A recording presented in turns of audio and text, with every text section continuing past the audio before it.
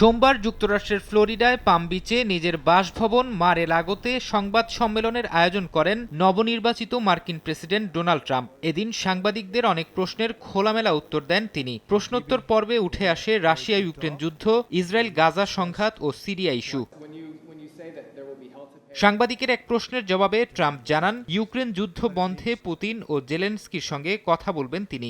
I don't think they should have allowed missiles to be shot 200 miles into Russia. I think that was a bad thing. And that brought the Koreans in, North Korea.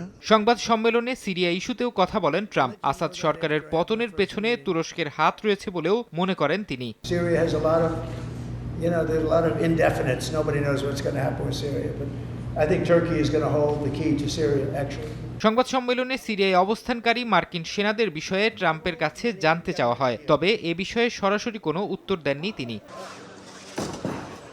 Gaza ইস্যুতে ইসরায়েলের পক্ষে যেমন দৃঢ় অবস্থানে ছিলেন Biden, তার উত্তরসূরিও হাঁটছেন একই পথে।